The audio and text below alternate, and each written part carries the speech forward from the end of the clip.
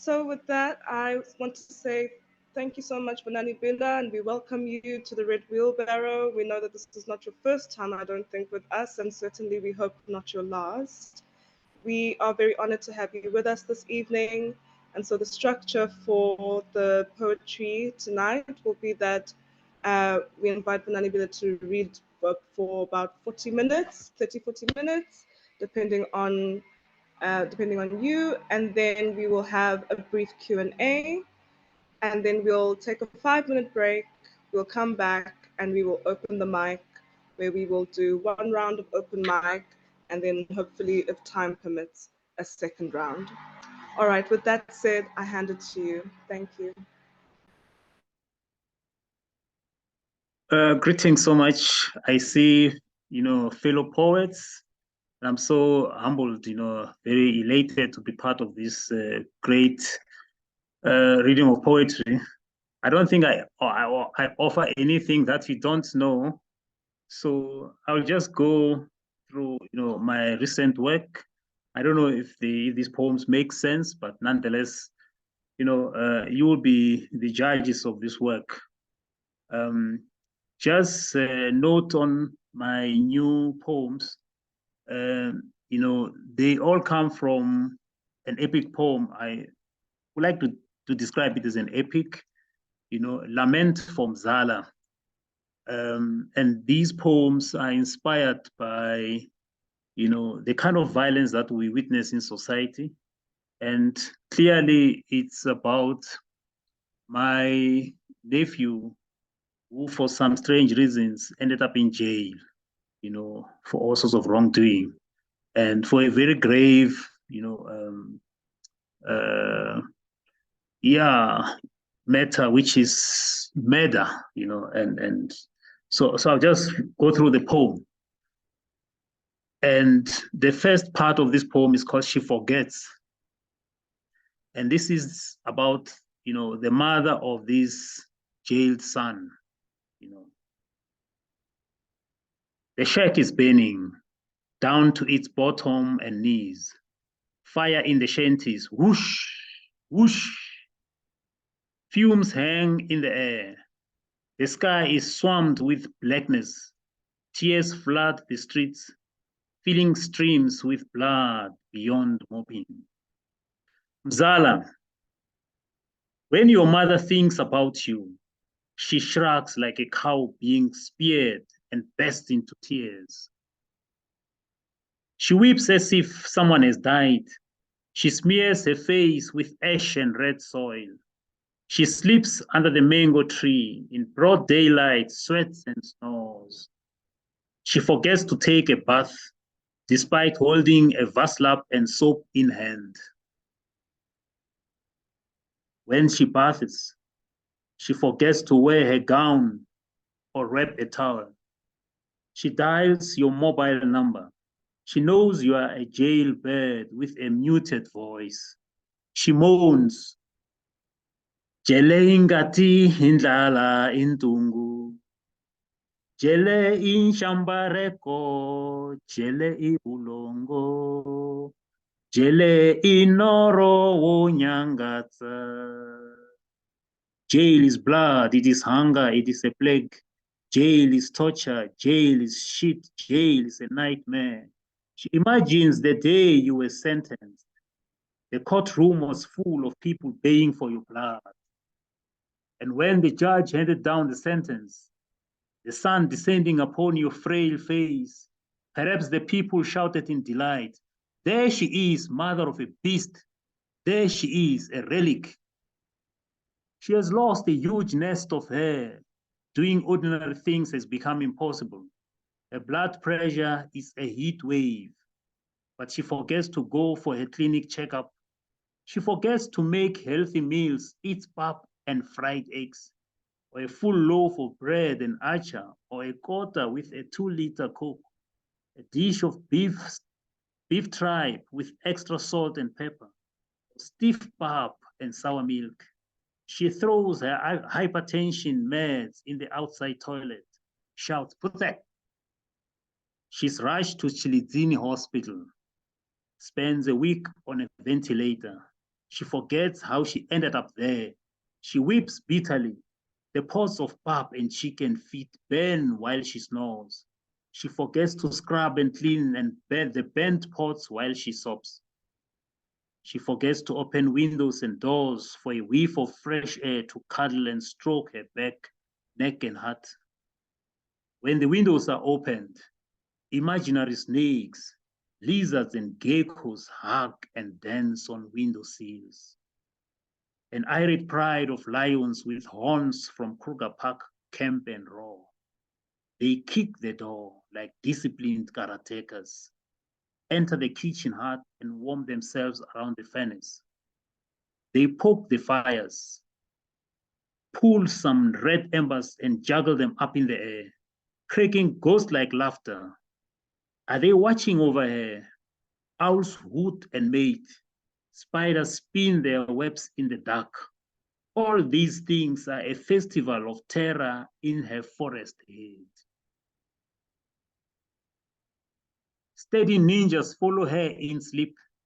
They brandish swords and spears, crossbows, sharp daggers, and blades.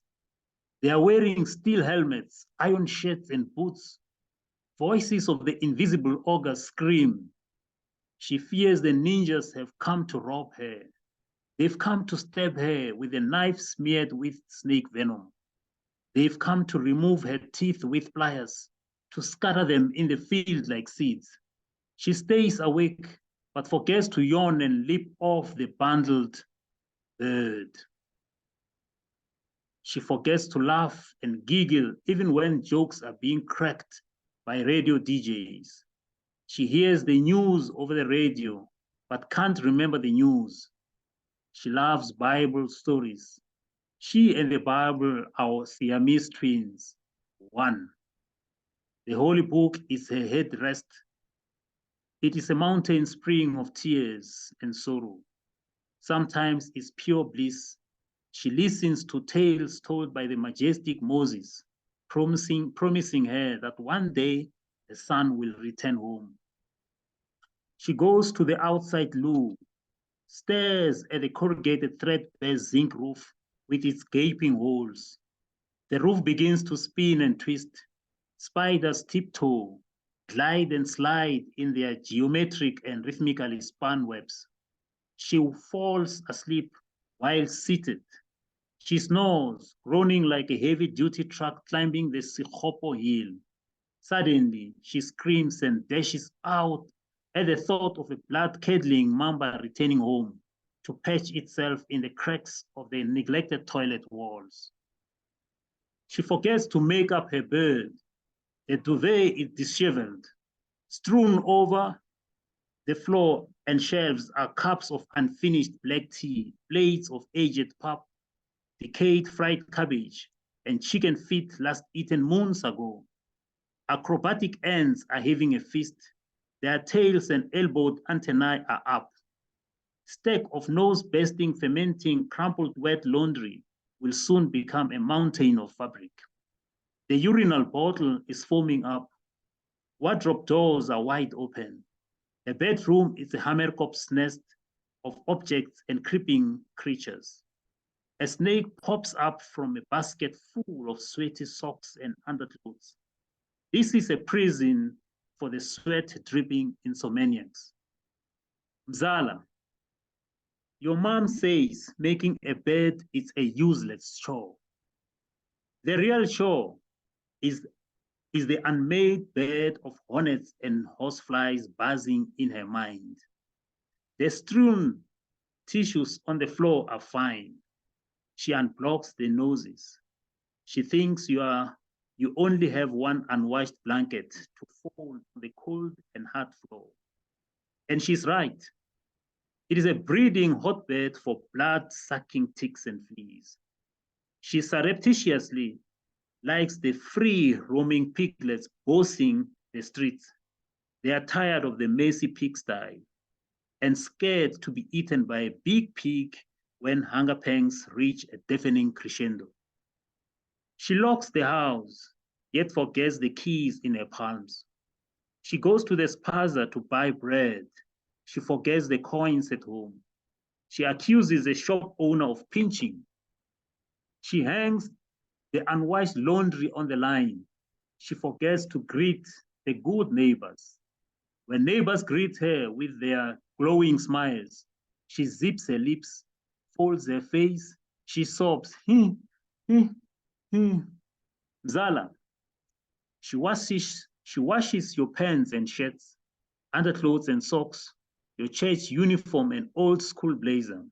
She presses them neatly, hoping you are on your way this weekend. She waits for you at the bus station. The night falls. She sobs. Hmm, hmm, hmm.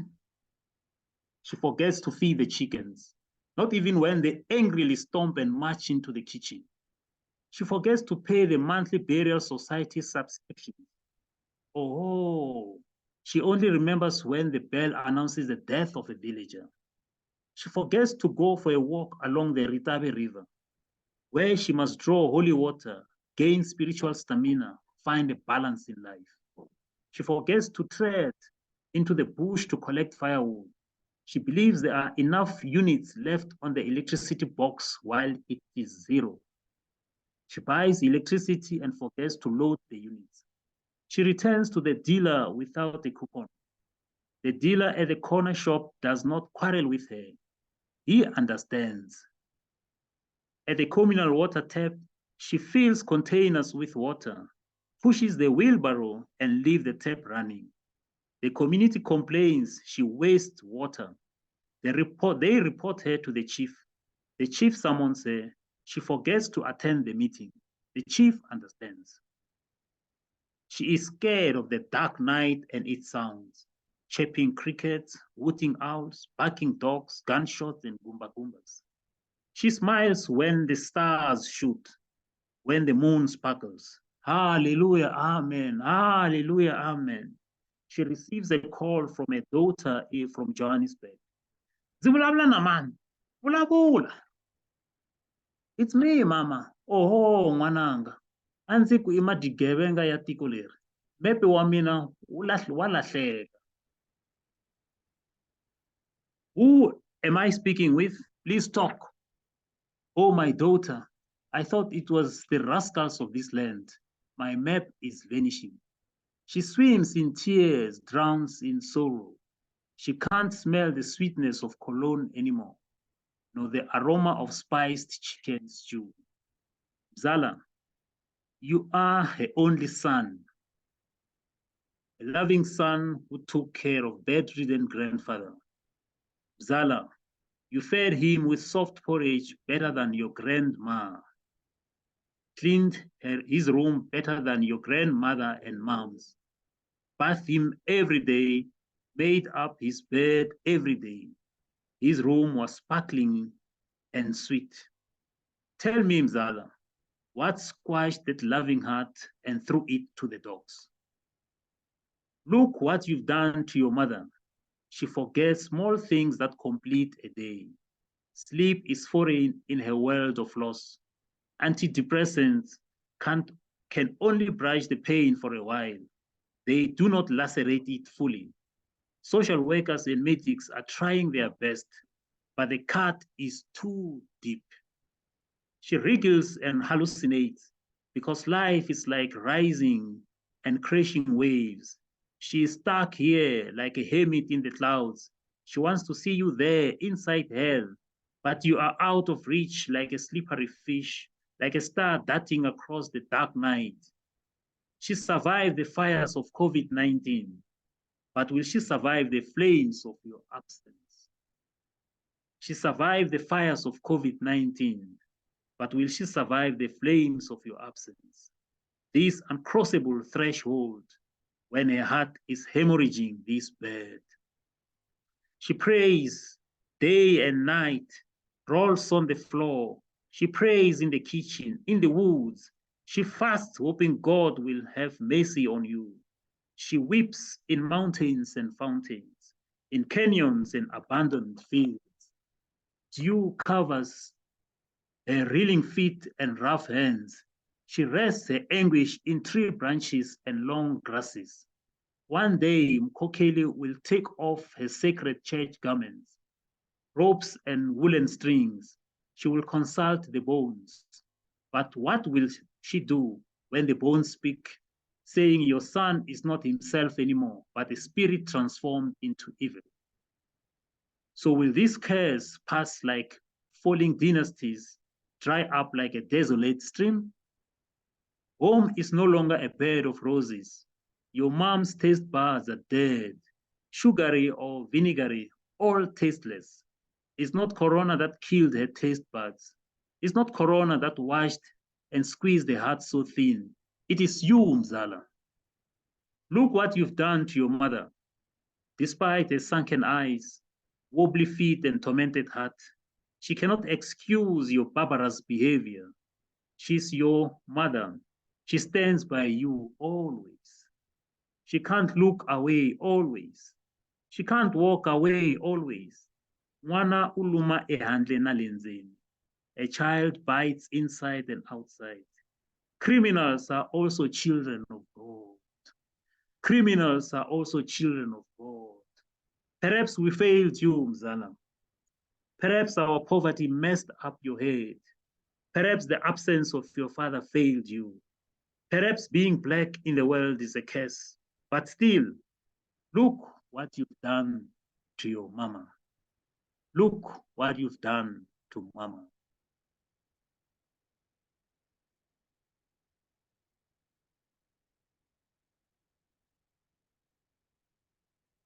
So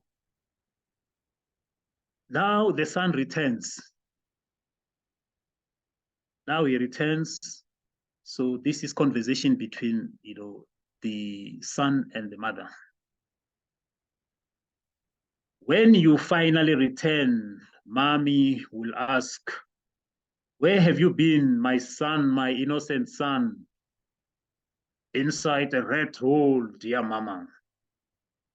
And what have you been doing in the red hole, my son, my innocent son? Singing songs of sorrow and longing, dressed in orange overalls, dear mama. What is there?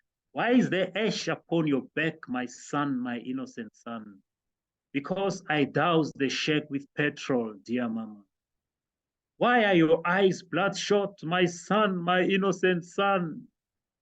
Because I killed a beautiful witch, a beautiful bitch, dear mama. Why did you kill your future wife, my son, my wretched son? Because she dilly-dallied with men with bling-bling and fast cars, dear mama. What now of you? Where will you go, my son, my wretched son? I am back home to die, to rest in my grave, dear mama. Why do you look so old and hopeless, my son, my wretched son? The stupid doctors say I have HIV, AIDS, and TB, dear mama. Who gave you HIV, AIDS, and TB, my son, my wretched son? Golo Golo Nongoloza Omnyama abused me without a condom, dear mama. Who is Golo Golo Nongoloza Omnyama, my son, my wretched son? The evil predator who turns every prisoner around, dear mama. What will you do if you meet Nongoloza in town, my son, my wretched son? I will stab his heart, slice his balls. I will eat his raw heart and balls, dear mama. What will you do with his dead body, my son, my wretched son? I will cut its head off with the handsaw, fling his body down the cliff, dear mama. What will happen to Gologolo's hair, his dead body, down the cliff, my son, my wretched son? It will be devoured by jackals and vultures, dear mama.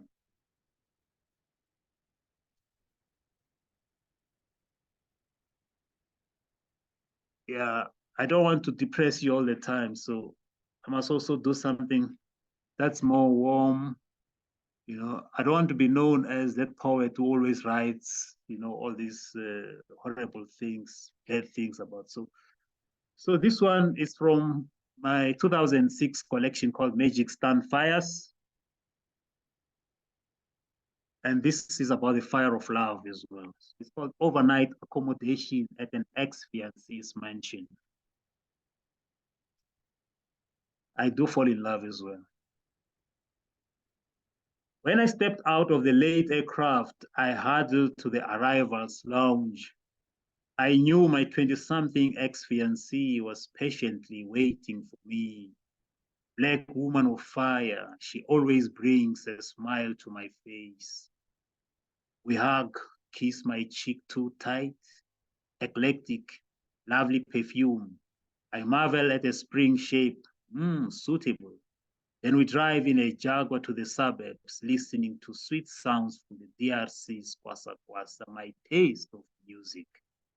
We eat a sumptuous dinner, prawns and mussels, washed down with red wine.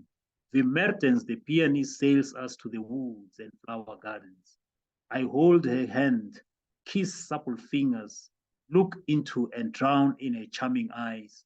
A woman with cherry lips I should have married 5 years ago. She shows me exclusive furniture. Exquisite abstract paintings hang on the cream wall. Photos we took at the college grooving are still neat and fresh. She shows me treasured handwritten poems and letters I penned. Hubby is away completing a 2-year business program in Cambridge. Good luck with your studies, sir. She gives me a key to the room, pulls my suitcase to a spacious, tidy room. I'm exhausted and perhaps smelling from overseas, sat in the plane for 16 hours from Stockholm.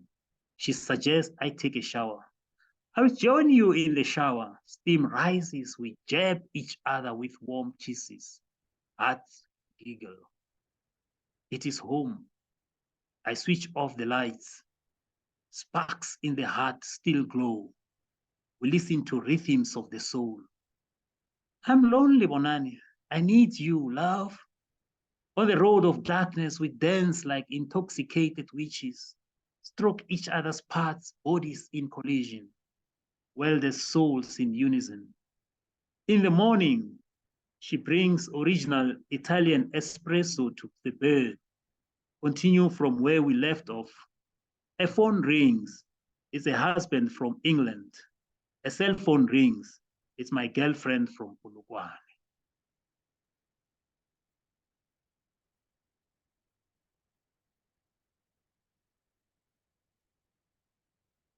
Yeah, well, yeah, I think I'll end here. I've got many poems, but I think it's fair to, yeah, to end with this poem. Yeah.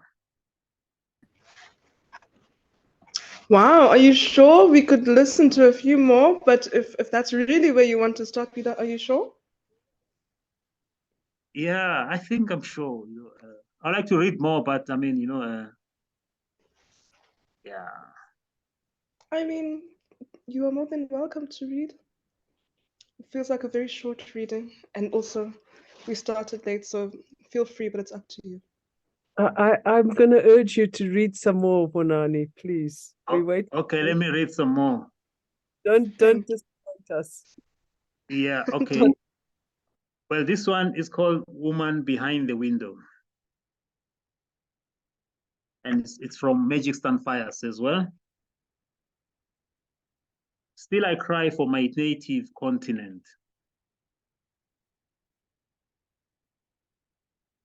She is from the DRC, Yugoslavia, Mumbai, Philippines, Haiti, where else? That black woman I met today in the tram, who spoke a familiar language. Like a doll, she lives with no private secrets, poses behind the red lights, behind the door, like a cat forever faking smiles behind the thick window. A job is loveless. She says, it is because of circumstances that I am this laborer. Deep inside, I loathe men. In the city's underworld of dark and bitter drinks, blood and more, I smell the halitosis of death. My world hangs suspended like a big fish in deep waters. My condemned sister veers away like a dark, mysterious death, just like that. Woman behind the window is from Africa, Eastern Europe, India, Asia, Caribbean. Where else?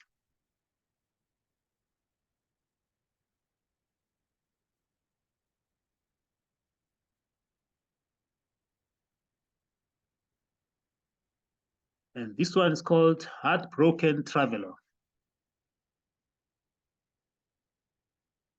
Like a Peterson's wizardry guitar comes into full stream under the umbrella in flaming rainy Antwerp. He strums, wails, and laughs and sings blissfully. Amidst the crowd, his guitar massages my flesh. I long for Lomtebo, my Swazi dream girl.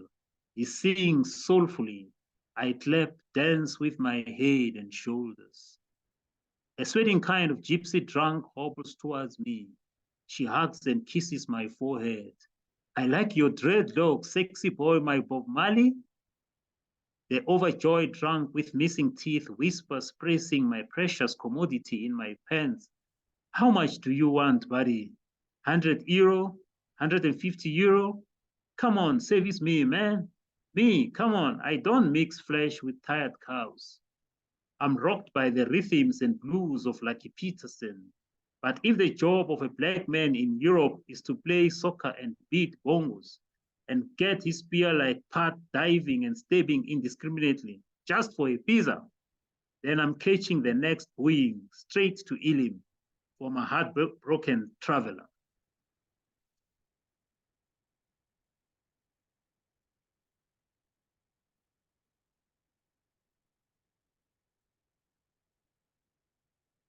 Well, this is a short poem. It's called an Elo, and it's dedicated to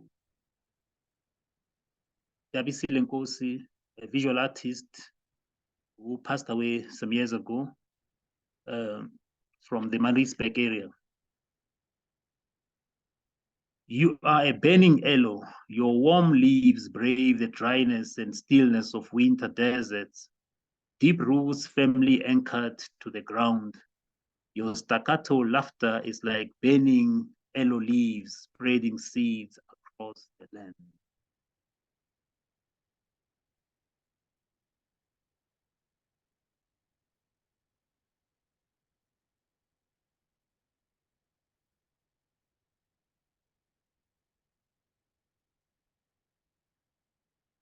And my last poem is called Apartheid Commando in the Park.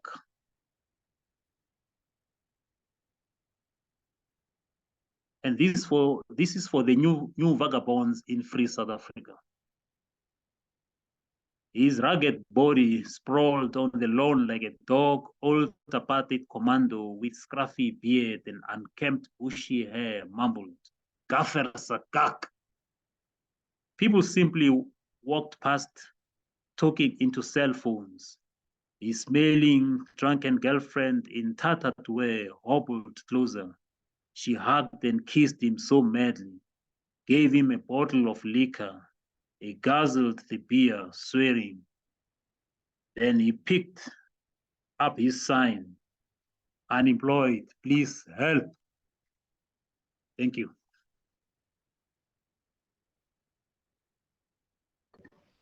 Thank you. Thank you. Thank you very much. Can we all please unmute ourselves to give a round of applause?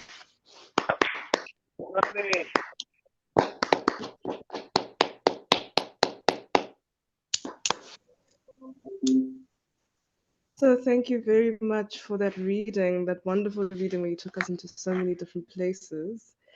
I am going to open it up to the floor and to everybody that's gathered here to hear your words and to talk to you.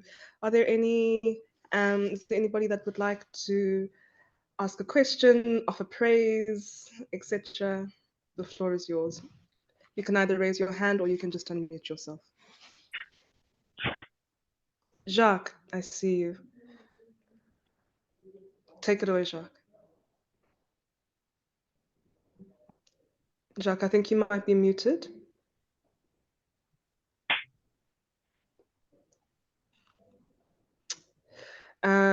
Jacques, we can't hear you, and I can see that your mic is still muted, but maybe we'll just quickly go to Brian and then we'll come back to Jacques.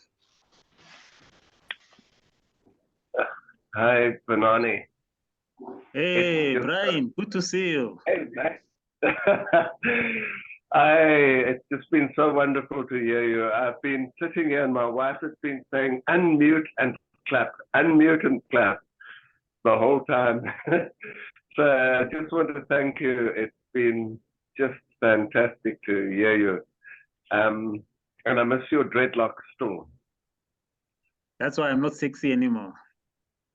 Yeah, I wasn't going to go there, but yeah. Yeah, lovely to hear you. I thoroughly enjoyed that. Thanks, Brian. Lovely. Is there anybody else? Thank you, Brian. Anyone else that would like to jump in? Jacques, are you able to unmute?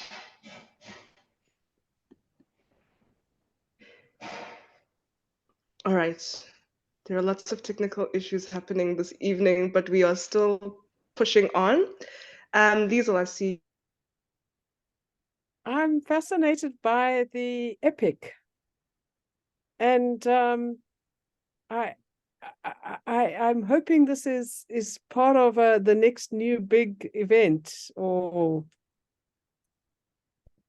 tell us. I mean, are you allowed to? Can you jinx it, or will you talk to us about what's going on with the epic?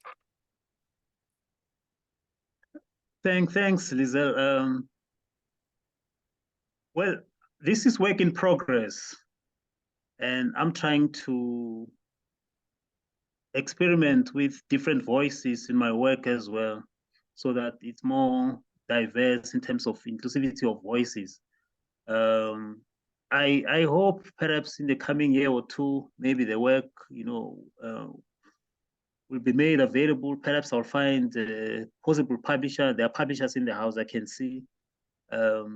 But yeah, like I pointed out, I mean, it's work inspired by, the horrible thing that my nephew did sometime in Tembisa, burning down a shack and as a result, killing two people, one, a girlfriend, and the other, sister to the girlfriend, and one of them was pregnant. So it's almost like three people were killed in just, one incident, and he did all these things because he was jealous, obsessed with love, and when love had gone wrong, he felt, he can't stomach it out, so he decided to do all these horrible things. So I'm reflecting on something that is also personal, very close to me. And I sometimes feel like perhaps, as an uncle, I have failed my nephew. It's a nephew who's relatively distant, but, it's part of a bigger family. So I feel I failed him, but at the same time, I feel like, the circumstances that we find ourselves, living under, particularly in townships and villages, are so precarious that they make life to be so difficult to predict, and unemployment and the idea behind love itself, you just don't know what it means, to love, and disconnect as well from love. So these are the things that I'm trying to deal with in this poem. I called Lament from Zala. And so it takes the form of an epic. It's narrative. There are dramatic episodes in it as well. And of course, this musicality, which is part of driving the poem forward. Yeah. Thank you for answering the question. I think it's a brave path that you've started down, and I think that what you're talking about is the lament for the unfathered youth, the uncontained desperates, and what is our connection to them and our responsibility to them as relatives and as part of the human family. That's brave stuff to do. So I salute you and thank you. Good luck. Thanks so much, Lisa. I hope I said your name correct, Butti. I see your hand. Please take it away.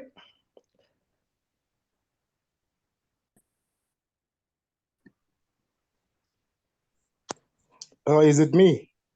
Yes, it's Okay, you. I hope I'm audible. My name is Rami Machele, and my stage name here as a poet is Icebound. I'm from Bloemfontein in South Africa, and Tate Vonani is my mentor in poetry. So I have a question and a comment for him. I also miss his dreadlocks. I miss them. I miss the dreadlocks. And Tate Vonani. My question is, what is Bila up to now, since I hear that you are also looking for publishers? And my comment is just that to say, thank you very much for what you have done for poetry and literature in South Africa. We salute you. Thank you so much. Oh, thank you so much, Icebound. Good to see you as well, all the way from Free State, from Bloemfontein. Yeah, I mean, well, Timbila is still running, of course, operating in a very shoestring budget. So it's difficult to get the publications out, particularly the journal. But we hope that perhaps next year we'll put together, the next edition of the journal. So, I'm hopeful that, we'll do the journal next year. So Timbila is still alive. We still have a few, like I'm saying, threadbare kind of activities, but it's unlike, the kind of Timbila that you know very well. But we're still around. Lovely. Thank you. Jacques, have you figured out how to unmute yet? Are you there? Okay. Are there any last few questions that people have that they'd like to ask, or any comments, praise? Can I jump in? Am I audible? Yes, please do. Thank you very much. This is Barrington, and Vonani is my colleague. It's the first time that I'm in this sort of platform. I'm mesmerized. Thanks, Prof. It's such a touching moment, and I don't know. It's beyond commentating. Yeah.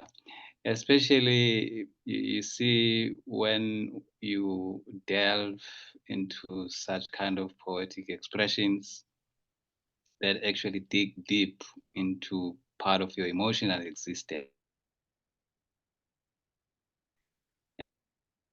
And I found really that those hard moments because they seem to dig down into the abyss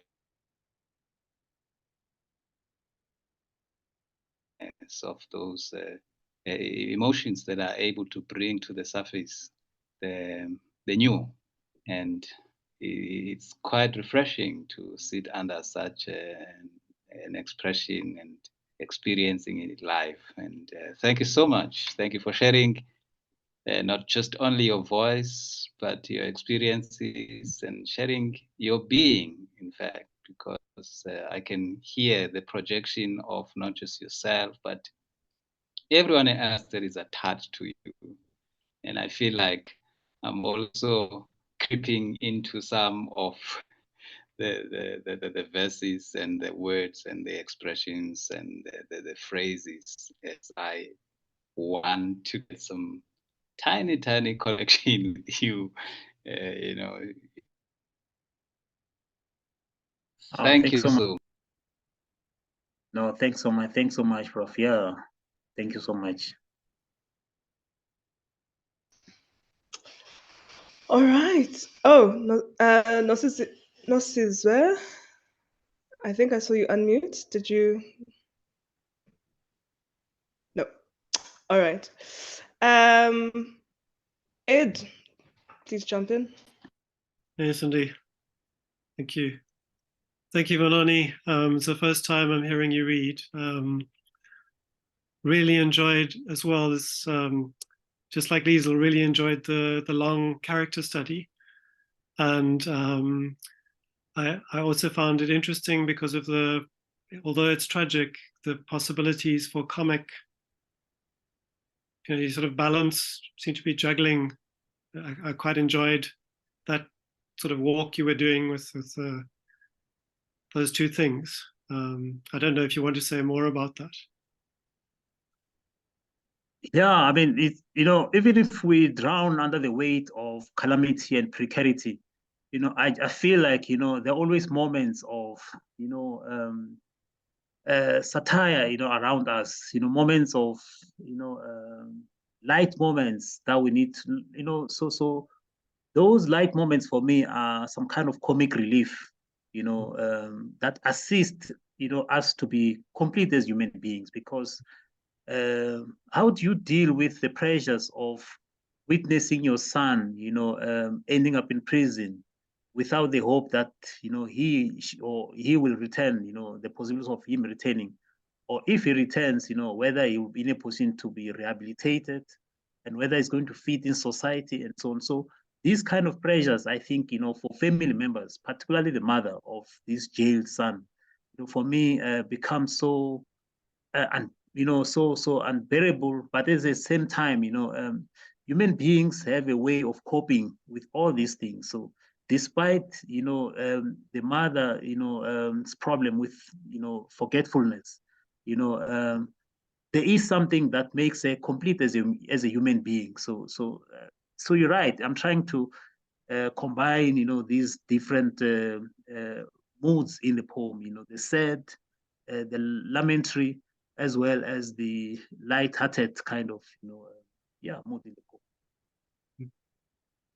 Because when we do so, we become complete human beings. So we are in a state of flux. We move from this to that. We move from bad to worse. We regain our balance, and we're human beings. Yeah. Thank you. Great. Thanks, Ed. Are there no last questions before we come to a close? All right.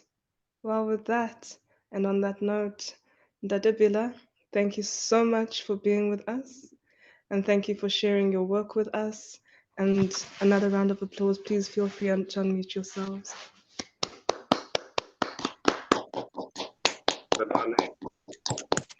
Oh, thank you so much. Thank you so much.